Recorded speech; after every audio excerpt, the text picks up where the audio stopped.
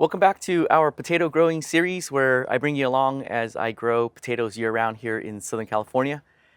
Earlier I harvested some potatoes and these were ready about 3 weeks ago, and since I didn't need the growing space, the ground is a good place to store them. Make sure you don't continue to irrigate and get the soil wet where you can have issues with bugs and other diseases that will rot your potatoes. We have some huckleberry golds, some fingerling potatoes. I think these are French fingerlings. Either that or they're the Amorosa red, I think. And then the Burbanks. So a good harvest with the huckleberries. And the reason I say good harvest is because we got uniform sizes. When they're uniform, it's easier to cook with in the kitchen. If they're not uniform, then we end up having to cut them to be uniform. The fingerlings were a bit of a surprise as far as how much we got back. And I suppose it might be because this winter has been really wonky. It was really hot, then it got down to about spring weather, and then it got hot.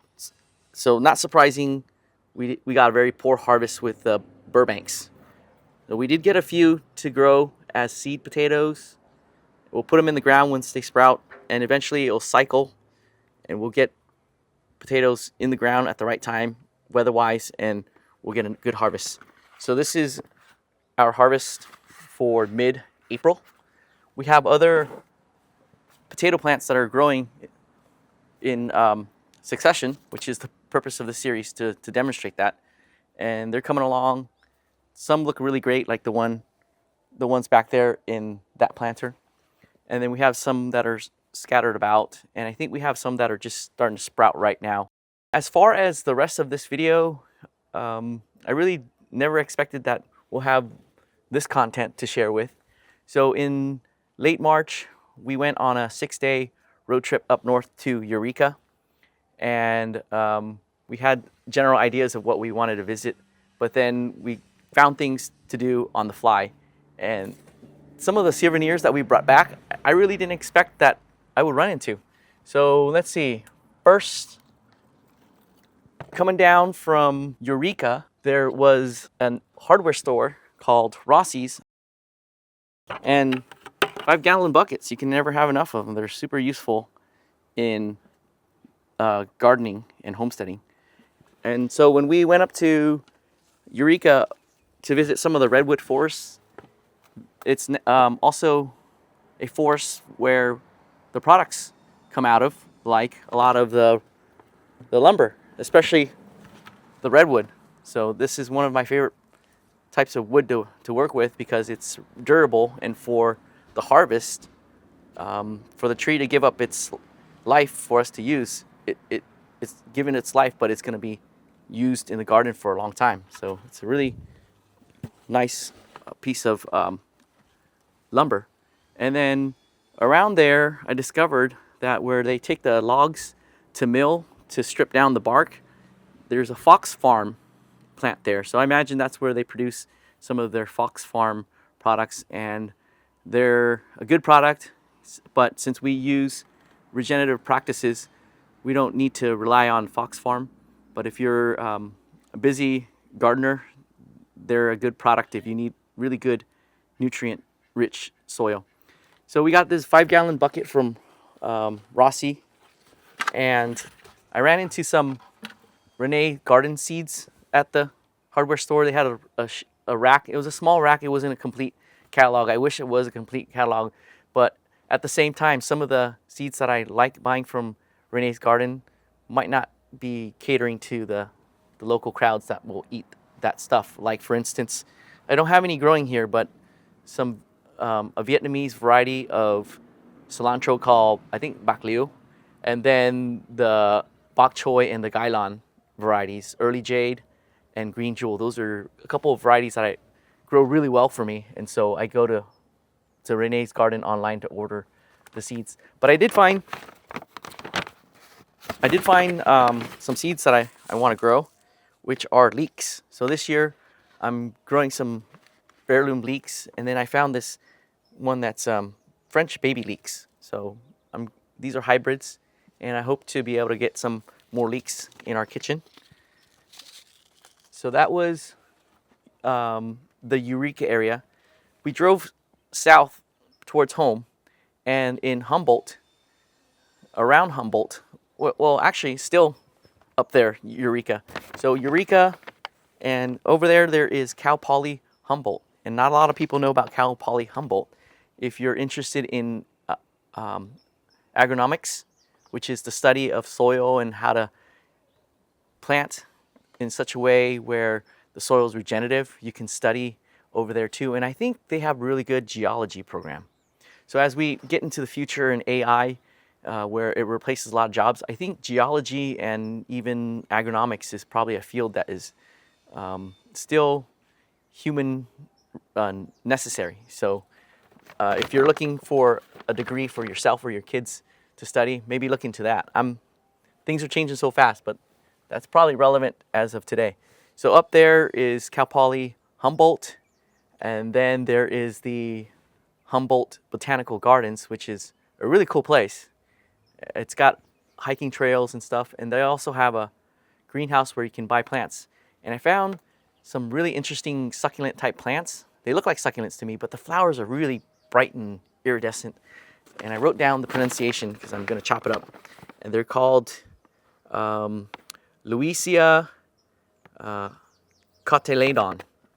And unfortunately, the plant sale wasn't, I think, like most arboretums, I think they have an annual plant sale. And unfortunately, the plant sale wasn't going to happen until we left. I think it's around now that they're starting having the plant sale.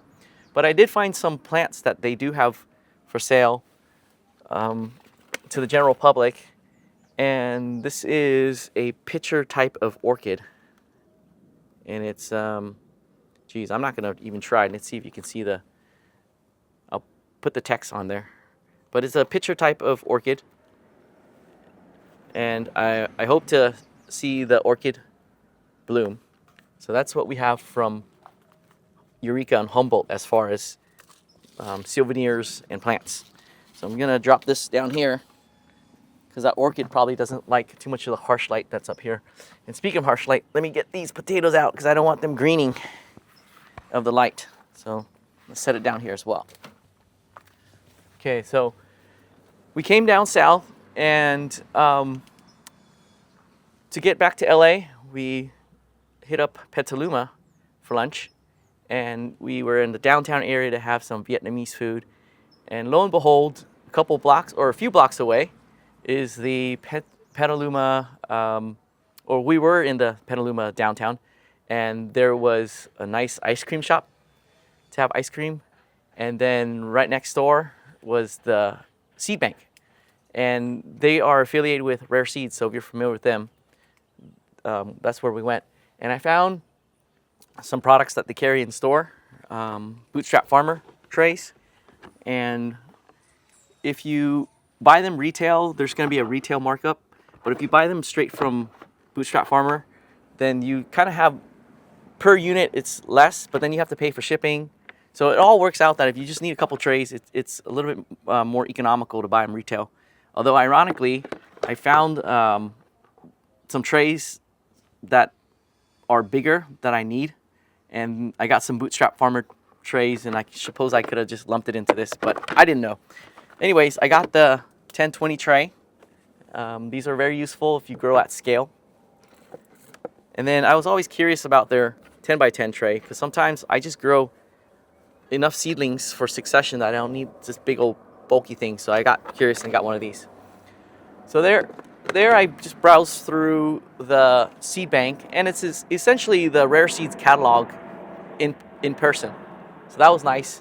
And this year, and I guess in the last few years, I've been trying to be really disciplined about purchasing seeds. I want to make sure that I actually get to grow them. And so there were a lot of seeds, and I had to stop myself from growing them or buying them because I knew I wasn't getting around to growing them all, especially since I just added some leeks to this year's checklist or list of things to grow. But I did find some seeds that I've been wanting to get and always forget, which is Jobs Tears. And growing flowers to cut as bouquets is something that I started to concentrate on. So I have built a collection of things that can produce perennial flowers, as they can get expensive to buy. So we got some Jobsteriors. They're good filler plants. And then I got some crimson clover for cover crop. Speaking of earlier when I was talking about agronomics and building soil, cover crops. So that's what I got. And then when you purchase seeds online from Rare Seeds, they give you a free seed packet. And we got some mint. So don't look a gift horse in the mouth. We have some mint here, so we'll find a home for the seeds. So that's what we got. And then the big surprise was coming across some other types of seeds, and the type of seeds that's applicable to our potato growing series, potato seeds. And they had pretty much all the potato varieties that I've grown except for two. And those are the ones that I bought, and they're in the bag. So they had our Huckleberry Gold that we grow, the Purple Viking that we grow, and do they have other ones? I'm blanking. I think those are the ones they have. They have the Peruvian purple fingerling potato, and I've grown these in the past before, and somehow I just lost our succession planting of them. So this is a very earthy potato. And speaking of, it reminds me of the Magic Molly potato. I think we have it somewhere. Either we lost the variety in the planting in succession, but I think we have it somewhere. So this is very similar to the Magic Molly, but just in a purple fingerling. And this purple Peruvian potato is closer to the wild potatoes that our modern day staple has been developed from. So there's this one.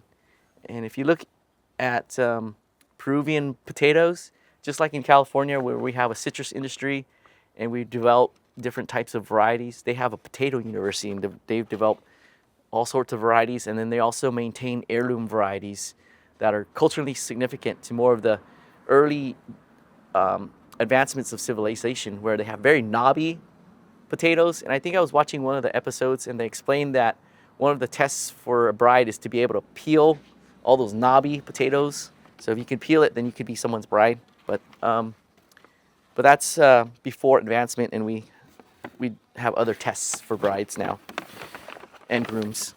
All right, this is a German butterball, a very popular type of. Is it a white potato? So very popular, and I don't think I've ever grown it. Maybe I've grown it as an unmarked variety. So I wanted to see how they grow for us. So it's German butterball. And when it comes to seeds, all we need is one. And I got one of each. And then the other one is a Bodega Red. And I always like the red skin type of potatoes. And we've grown them in the past with the ones from the market. But haphazardly, so we lost some of the variety in the rotation. So this is a Bodega Red, and I'm excited to try this one out too.